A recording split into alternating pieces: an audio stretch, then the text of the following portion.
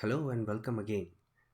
In the previous video, we learned to load the data from most common format, a CSV file, into our environment.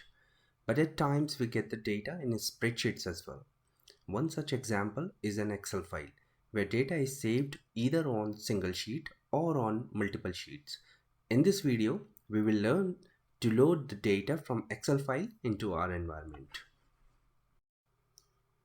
But before we start, I would want to mention that unlike the native function read.csv that reads data from CSVs into R, which we saw in the previous video, we unfortunately do not have any native function to read Excel files directly into our environment. So to add that functionality, which would enable us to read an Excel file, we need to install a package named XLSX and its dependencies.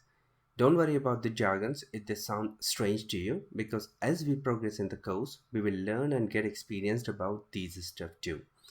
For now, all we need to know about dependencies is that these are additional packages required to run all of the functions in the current package that we want to install. Question is, how do we install the packages? Well, it's simple. We will first see how the installation of a package and its dependencies takes place using another native function in R, which is install.packages.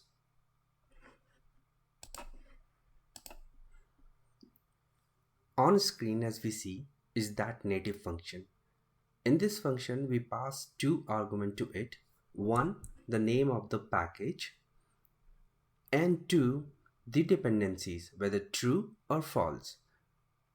There are two options for the second argument, true or false, which can be written as either capital T or capital F or capital true or capital false. Please remember the case sensitivity of R. So true or false should be typed in capital letters only. Since we want to install dependencies, so the option for the second argument should be true. To load or attach the package, we use the native function library as shown on the screen. Only one argument is passed to this function, the package name.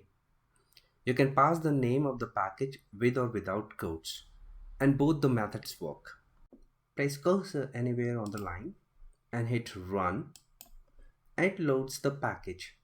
Alternatively, you can select the function and hit Ctrl plus Enter to load the package. Since the package is loaded without any errors, we are good to use its functions. In specific, we will use the function read.xlsx. Before using this function, let me talk about the Excel file that we want to read. Hit Ctrl plus O to open up the default folder where the Excel file which we are interested in reading is located. The name of the file is google.xlsx. This file has two sheets. Both the sheets have Google stock price information.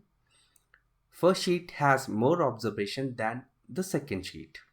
Let me close this dialog box and return back onto the R script and call the function read.xlsx from the package. The code shown here on the screen basically reads the Excel file and stores the data into the object, say Google 1 or Google 2, etc. The two arguments that are passed to read.xlsx function are compulsory. The first argument is the file name along with the path where the file is located, and second argument is the sheet index number, that is whether it is sheet number 1, 2, 3 or so forth in the file. So if we run the code, we observe that the function starts reading the file and it takes a while before the operation is completed, which depends on the total data size in the file. Once it is completed, we can see the object is created and is available in the current environment. Similarly, we can read the data from another sheet, index 2, that is sheet number 2 in the file, and store it into the object Google 2.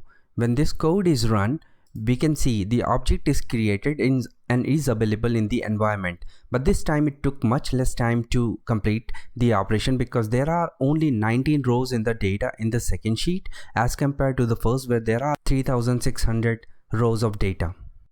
Congratulations, you have achieved another milestone. In this video, we have learned to install package and use its functionality for reading data from different sheets on an Excel file. In the next video, we will learn to read data from a text file into our environment. Thank you and happy learning.